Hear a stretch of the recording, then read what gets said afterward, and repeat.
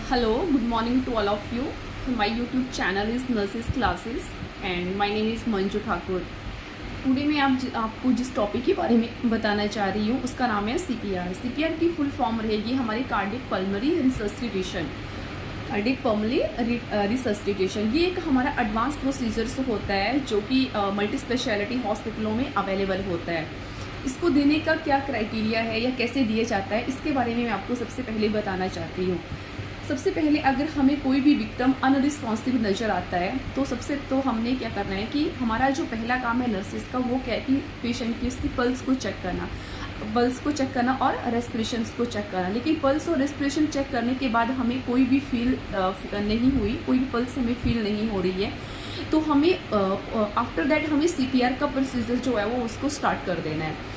लेकिन हमने जब पल्स साइट को चेक करने के लिए हमें कौन कौन सी साइट का यूज़ करना है ये भी हमें पता होना चाहिए. अगर हमारे पास कोई अडल्ट पेशेंट है तो उसके लिए हम कैरोटिड आर्टरी को चेक करेंगे 10 सेकंड के लिए.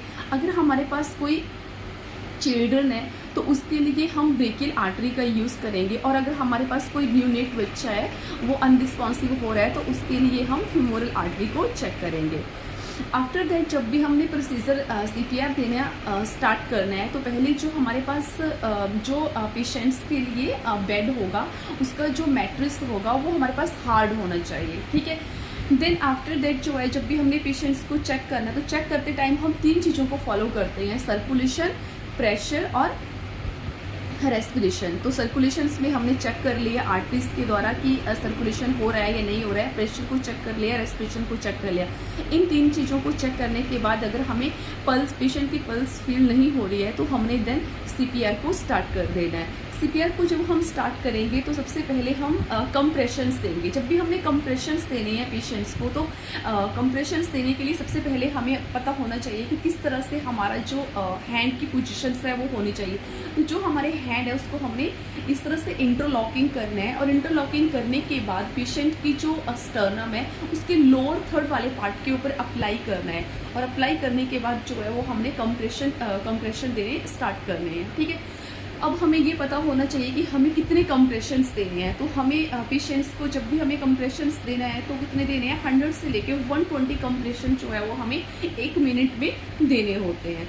इसके अलावा जब हम कंप्रेशन अप्लाई करते हैं तो चिल्ड्रन में, बच्चों में और अडल्ट्स में अलग अलग मतलब कि कितनी हमें जो पेशेंट है उसकी चेस्ट को कितना कंप्रेस करना है तो ये भी पता होना चाहिए.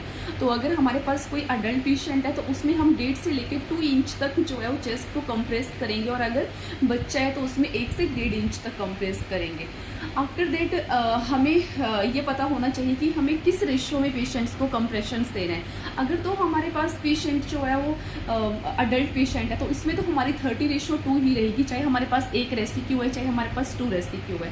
लेकिन अगर हमारे पास कोई न्यूनेट है मतलब अगर कोई चिल्ड्रन है तो इसमें हमारे कंप्रेशन देने की जो रेशियो है वो चेंज हो जाएगी. इसमें अगर 1 रेसिक्यू है तो 30:2 हो जाएगा और अगर 2 रेसिक्यू है तो 15:2 हो जाएगा. आफ्टर दैट हमें ये पता होना चाहिए कितने साइकिल देने के बाद जो है वो हमें पोजीशन को चेंज करना है. पोजीशंस को मतलब कि 1 रेसिक्यू के बाद हमने दूसरे रेसिक्यू को बुलाना है.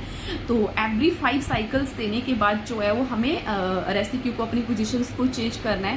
और जो पेशेंट्स की ब्रीथिंग है, रेस्पिरेशन है या सर्कुलेशंस है उसको हमें कितने टाइम के बाद चेक करना है. तो एवरी 2 मिनट्स के बाद जो है वो हमें चेक करना है. और अगर पेशेंट का जो सर्कुलेशंस है वो दोबारा से अगर कंटिन्यू हो जाए तो इसका पता हमें कहाँ से लगेगा. जो पेशेंट्स की आर्टरी होगी उसमें उसका जो वॉल्यूम होगा वो हमें काफ़ी स्ट्रॉन्ग फील होना शुरू हो जाएगा. तो इस तरह से जो है वो हम CPR को कनेक्ट करते हैं. Thank you.